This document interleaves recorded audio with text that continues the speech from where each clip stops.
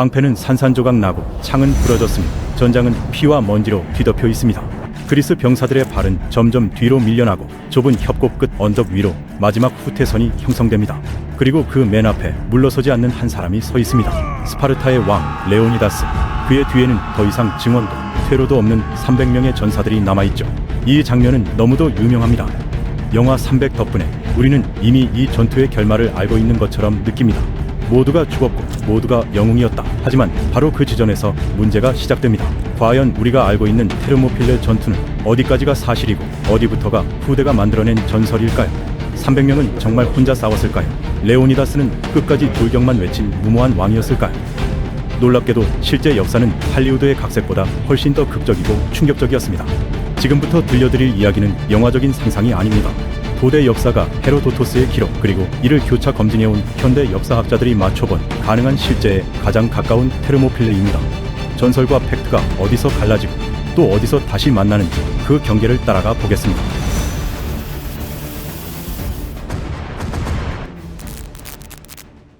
페르시아의 그리스 침공은 사실 복수심에서 시작됐거든요. 페르시아 제국의 지배자 크세르크세스는 아버지 다리우스가 마라톤 전투에서 그리스군에게 참패당한 기억을 평생 안고 살았습니다. 그의 아버지는 이집트에서 서인도까지 모든 것을 지배하는 왕이었지만 유독 그리스만은 정복하지 못했죠. 이 실패는 페르시아 왕가에게 치욕이자 굴욕이었고 크세르크세스는 그리스인들의 오만함을 완전히 짓밟겠다고 결심했습니다. 아버지의 실패한 침공으로부터 10년이 지난 후 크세르크세스는 서쪽 나라의 심장부를 향해 자신만의 원정을 시작했습니다. 하지만 이번에는 달랐죠. 전설적인 스파르타 전사들이 전투에 합류하게 됐거든요. 테르모필레 전투에서 벌어질 유혈 사태와 파괴는 너무나 처참해서 300명의 마지막 저항은 영원히 잊히지 않을 전설이 됐습니다. 기원전 480년 크세르크세스와 그의 군대는 그리스 중심부인 아테네를 향해 진군하기 시작했습니다. 당시 그리스의 여러 도시 국가들은 서로 전쟁 중이었죠. 하지만 아테네가 페르시아군의 침공 소식을 듣고는 다른 도시 국가들에게 연합군을 구성하자고 간청했습니다. 아테네는 과거 다리우스의 군대를 막아낸 적이 있었지만 크세르크세스가 이끄는 군대는 그의 아버지보다 몇 배는 더 큰 규모였거든요. 놀랍게도 스파르타가 아테네의 요청에 응답했습니다. 그 전까지 스파르타는 페르시아와의 분쟁에 개입하지 않았었죠. 하지만 이 위대한 도시국가의 지도자들은 자신들의 백성과 땅에 대한 새로운 위협이 너무 크다고 판단했고 어떤 대가를 치르더라도 페르시아를 막아야 한다고 결정했습니다. 정찰 임무와 동쪽의 동맹국들로부터 그리스인들은 크세르크세스의 군대가 엄청나다는 소식을 들었습니다. 그가 지휘하는 병력은 대략 10만 명에서 30만 명 사이로 추정됐죠. 이 군사력은 10년 전 다리우스가 이끌었던 것보다 훨씬 더 막강했습니다. 그리스가 제대로 준비하지 못하면 민주주의와 그들의 생활 방식 자체가 끝장날 판이었거든요. 스파르타는 그리스가 이 침공에서 살아남을 유일한 방법이 도시 국가들의 병사들을 한데 모으는 것이라는 걸 알았습니다. 하지만 시간이 필요했죠. 성공할 수 있는 유일한 가능성은 크세르크세스의 군대를 늦춰서 그리스가 방어 태세를 갖출 시간을 버는 것이었습니다. 정찰병들이 그리스 전역으로 파견됐고 크세르크세스의 병력수가 무의미해질 만한 장소를 찾아야 했죠. 일부 도시 국가들이 참전을 거부하고 심지어 페르시아 편에 서면서 긴장감이 고조됐습니다. 하지만 스파르타와 아테네는 자신들이 이룬 진보와 백성들이 누리는 자유를 외세에게 빼앗기지 않을 작정이었습니다. 정찰병들은 결국 완벽한 장소를 찾아냈죠. 테르모필레라는 곳에 좁은 협곡이 있었는데 페르시아 군대가 그리스 북부에서 아테네와 스파르타가 있는 중부로 가려면 반드시 그곳을 통과해야 했습니다. 테르모필레는 그리스 본토와 에게해를 연결하는 수로 근처에 위치했기 때문에 아테네의 강력한 해군이 페르시아 선박을 막아내고 테르모필레 뒤쪽 해안에 병력이 상륙하는 것을 차단할 수 있었습니다. 이렇게 하면 페르시아군이 그리스 방어선 뒤로 돌아가는 것을 막을 수 있었고 중부 그리스로 가는 유일한 길은 육로뿐이었죠. 방어를 위한 최적의 장소였고 페르시아 병력의 진격을 늦출 수 있는 그리스의 유일한 희망이었습니다. 그런데 이 장소는 말 그대로 지옥의 모습 그 자체였습니다. 테르모필레라는 이름 자체가 뜨거운 문이라는 뜻인데 그 지형에 뜨거운 유황 온천이 가득했거든요. 전장 일부를 뒤덮는 으스스한 안개가 생겼고 끔찍한 냄새가 진동했죠. 의도적으로 찾으려 해도 이보다 더 불길한 장소는 없었을 겁니다. 크세르크세스를 늦추려는 그리스의 계획에는 기반이 생겼지만 문제가 있었습니다. 크세르크세스가 이미 가까이 있었고 모든 그리스 군대를 테르모필레로 보낼 시간이 부족했거든요. 사실 많은 도시 국가들은 침공군이 정말로 오고 있다는 것조차 믿지 않았죠. 게다가 올림픽과 몇몇 중요한 종교 축제가 여름말에 열릴 예정이었는데 그 시기가 바로 크세르크세스의 군대가 뜨거운 문에 도착할 때였습니다. 많은 도시 국가들이 이런 행사들에 너무 집중한 나머지 자신들의 문 앞을 두드리는 대규모 침공군 같은 사소한 일엔 신경 쓸 수가 없었던 겁니다.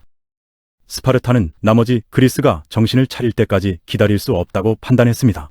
뜨거운 문을 확보하고 다른 도시 국가들이 군대를 조직할 시간을 벌기 위해 군대를 보내야 했죠. 여러 선택지를 고려한 끝에 스파르타는 두 왕 중 한 명과 300명의 정예 병사를 테르모필레로 보내 가능한 한 오래 뜨거운 문을 지키기로 결정했습니다.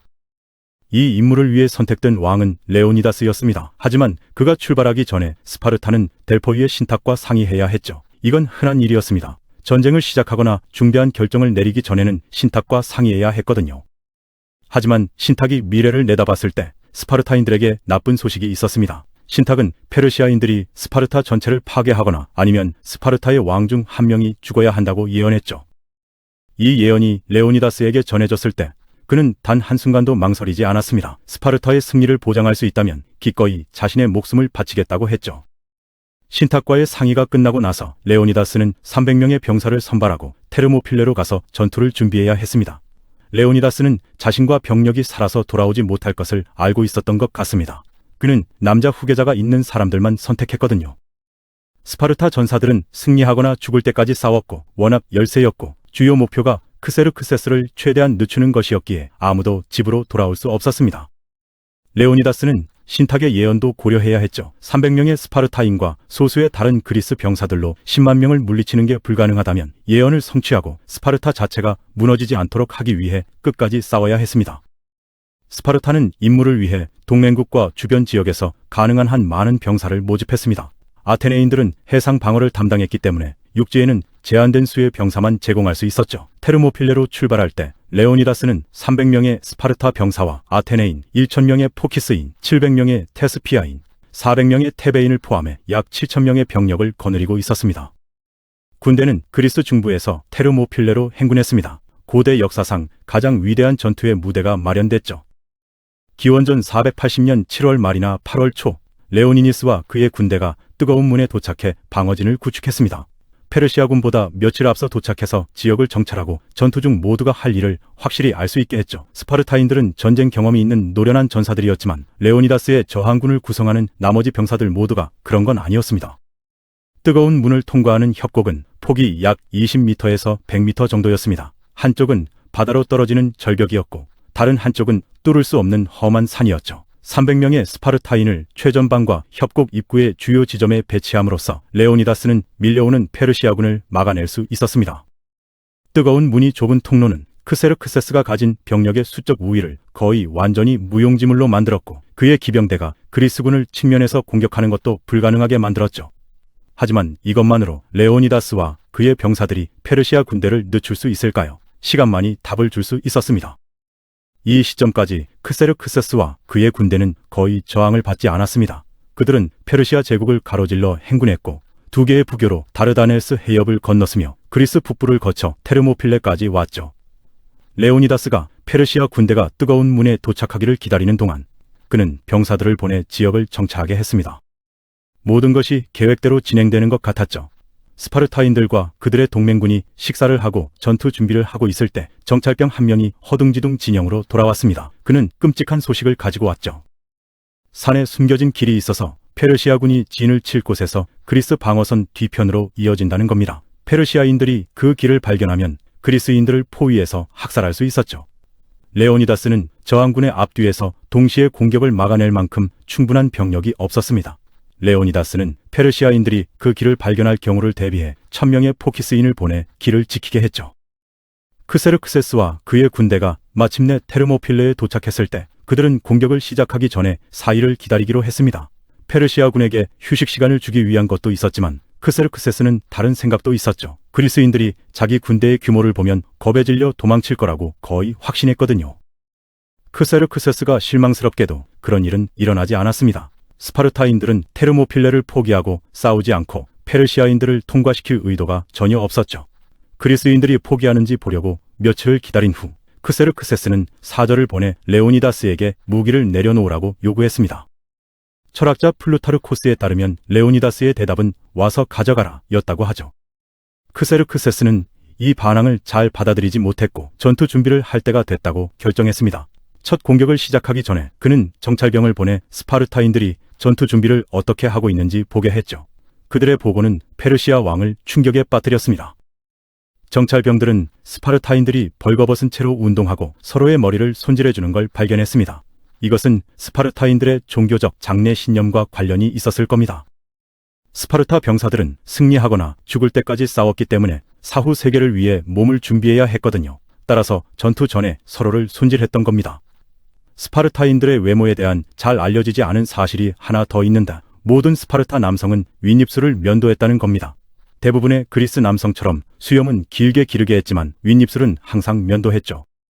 테르모필레에 도착한 지 5일 후 크세르크세스는 군대를 전진시켰습니다. 그는 자신의 압도적인 병력수로 소규모 그리스군을 빠르게 처리할 수 있을 거라 확신했기 때문에 처음에는 가장 평범한 병사들만 전투에 투입했죠. 크세르크세스는 이것이 엄청난 실수라는 걸 곧 깨달았습니다. 스파르타인들의 전투 능력은 전장의 다른 어떤 병사들도 따라올 수 없었습니다. 그리스인들은 테르모필레의 험한 지형에서 며칠 동안 전술을 연습해왔고 이것도 약간의 이점을 주었죠. 그들은 팔랑크스 대형을 사용했는데 뜨거운 문의 좁은 공간에서 매우 효과적이었습니다. 그리스 전사들은 어깨를 맞대고 서서 앞에 방패벽을 형성했죠. 페르시아 병사들의 파도가 그리스 방어선에 부딪혔지만 무너지지 않았습니다. 팔랑크스가 그렇게 성공적이었던 이유는 그리스 방패가 페르시아 것보다 더 강했고 그들의 창이 더 긴 사거리를 제공했기 때문입니다. 페르시아인들은 짧은 투창과 고리버들 방패를 사용하고 있었죠. 이것들은 개활지 전투에서 더 많은 기동성을 제공했기 때문에 분명 이점이 있었습니다. 하지만 테르모필레의 좁은 공간에서는 이 무기들이 중무장한 스파르타인들에게 그다지 효과적이지 않았거든요. 페르시아인들이 무엇을 하든 그리스인들의 최전방을 돌파할 수 없는 것 같았습니다. 레오니다스와 그의 스파르타인들은 맹렬했습니다. 그들은 페르시아 병사들이 방패에 쌓이길 인내심 있게 기다렸다가 뒤쪽에서 창을 사용해 공격에 취약한 적들을 몰살시켰죠. 페르시아 병사였다면 동료들이 스파르타 전사들의 손에 죽어가는 걸 보는 것을 상상해보세요. 공격의 갑 파도가 당신을 치명적인 팔랑크스에 더 가까이 데려갑니다. 당신은 그리스 방패와 마주하게 되죠. 발밑에는 친구들의 시체가 있습니다. 고개를 들어 레오니다스와 눈이 마주치는 순간 그의 창이 팔랑크스 뒤에서 날아와 당신의 심장을 관통합니다. 스파르타인들이 일으킨 대학살을 목격한 후 많은 페르시아 병사들이 전장에서 도망친 것도 당연하죠. 수시간의 전투 후 땅은 페르시아인의 피로 흠뻑 젖었고 그리스인들은 경미한 사상자만 냈습니다. 크세르크세스는 다른 전술을 시도해야 한다는 걸 깨달았고 궁수들에게 스파르타군을 향해 화살 세례를 퍼붓게 했죠. 불행하게도 페르시아인들에게 그들의 화살은 병사들만큼이나 그리스 방패와 갑옷에 효과가 없었습니다. 즉 거의 전혀 효과가 없었죠. 이틀 동안 모든 것이 레오니다스와 그의 군대에게 계획대로 진행됐습니다. 크세르크세스의 가장 정예 전사인 불멸대조차 스파르타인들과 그들의 동맹군을 물리칠 수 없었죠. 이 병사 집단은 사상자를 즉시 대체하는 능력 덕분에 그 이름을 얻었는데 그들의 숫자가 절대 줄어들지 않는 것처럼 보였기 때문입니다. 하지만 그리스인들의 행운은 바뀌려 하고 있었죠. 전투 첫 이틀 동안 스파르타인들과 다른 그리스군은 1만 명이 넘는 페르시아 병사를 죽였다고 합니다. 그들도 일부 사상자가 발생했지만 대부분의 그리스군은 여전히 강했고 무한정 계속 싸울 수 있었죠. 크세르크세스는 근처 언덕 위 황금 옥좌에서 전투를 지켜봤습니다. 그는 병사들의 패배에 너무 분노해서 자리에서 벌떡 일어나 분노에 차서 비명을 질렀죠. 추종자들에게 신으로 여겨지는 통치자로서는 어울리지 않는 행동이었습니다. 레오니다스와 그의 300 스파르타 전사들 그리고 다른 그리스 병사들은 불가능해 보이는 일을 해냈습니다. 그들은 페르시아의 전쟁 기계를 완전히 멈춰 세웠거든요. 테르모필레 전투 둘째 날 에피알테스라는 이름의 그리스 현지 목동이 크세르크세스와의 아련을 요청했습니다. 그는 경비병들에게 페르시아인들이 스파르타인들을 물리칠 수 있게 해줄 정보가 있다고 말했죠. 이 시점에서 크세르크세스는 모든 인내심을 잃은 상태였습니다. 그리스 병사들의 벽이 무너지지 않을 것 같았고 그는 뭐든 시도할 준비가 돼 있었죠. 에피알테스는 결국 크세르크세스와의 만남을 가졌고 거액의 돈을 받는 대가로 산을 통과해 그리스 방어선 뒤편으로 이어지는 아노파이아 길을 페르시아 황제에게 알려줬습니다. 크세르크세스는 불멸대를 파견해 레오다다스와 그의 군대를 포위하게 했습니다. 밤을 틈타 그들은 페르시아 진영을 떠나 산을 통과해 이동했죠. 불멸대가 레오니다스가 산길을 지키라고 명령한 1,000명의 포키스인들에게 도달했을 때 그들을 빠르게 물리쳤습니다. 일부 기록에 따르면 포키스인들은 적군 병사들을 발견하자마자 싸우지도 않고 겁에 질려 도망쳤다고 하죠. 어쨌든 페르시아인들이 오고 있었습니다. 다행히도 적군이 도착하기 전에 레오니다스에게 소식이 전해졌죠.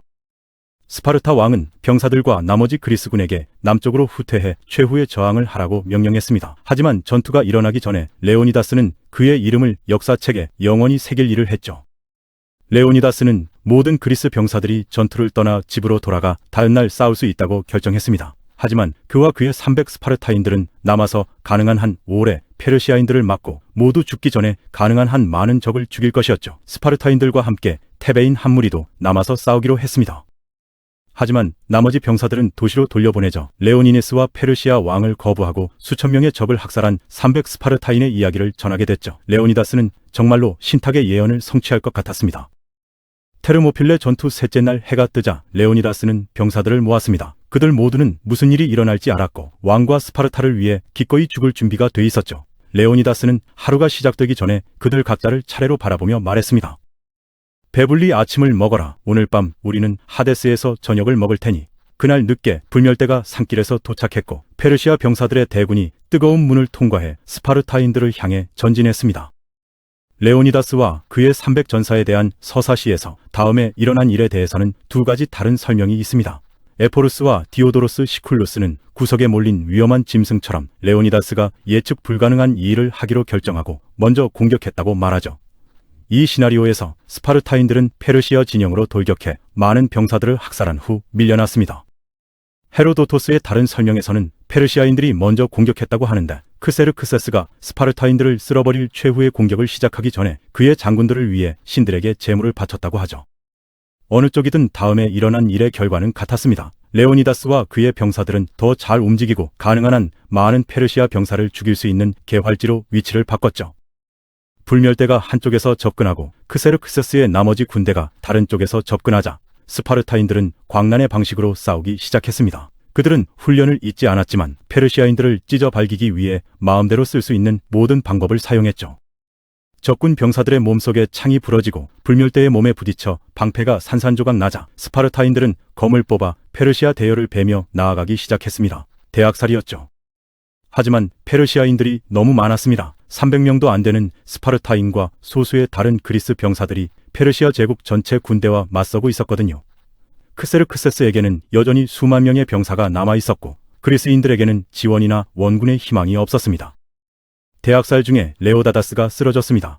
그의 병사들이 왕을 둘러싸고 적군 병사들의 무리와 싸웠죠. 그들은 레오니다스를 붙잡아 안전한 곳으로 끌어낸 후 그가 상처로 죽을 때까지 지켰습니다. 테르모필레 전투 당시 레오니다스는 50세에서 60세 사이였습니다. 결코 젊은 사람이 아니었지만 스파르타 전사들은 10대에 훈련을 시작해 60대까지 군 복무를 했기 때문에 레오니다스가 이 나이에도 여전히 싸우고 있었다는 것은 놀라운 일이 아니죠. 테르모필레 전투에서 그리스군을 지휘하면서도 그렇게 많은 적을 죽였다는 사실은 그를 역사상 가장 존경받는 전사 중 한 명으로 만듭니다. 레오니다스가 쓰러진 후에도 남은 스파르타인들은 계속 싸웠습니다. 그들은 고지대로 후퇴해 적군의 공격을 늦추기 위해 보호벽을 사용했죠. 많은 이들이 검과 방패와 창을 잃었기 때문에 맨손으로 싸웠습니다. 무장하지 않은 스파르타 전사도 여전히 치명적인 적수였거든요. 페르시아인들은 이것을 알았고 스파르타인들의 보호벽을 무너뜨리고 많은 이들이 무장하지 않은 걸 본 후에도 전진하지 않았습니다. 페르시아 병사들은 스파르타인들의 눈에서 너무 가까이 다가가면 목숨을 잃을 가능성이 매우 높다는 걸 볼 수 있었죠. 그래서 페르시아인들은 쉬운 방법을 택했습니다.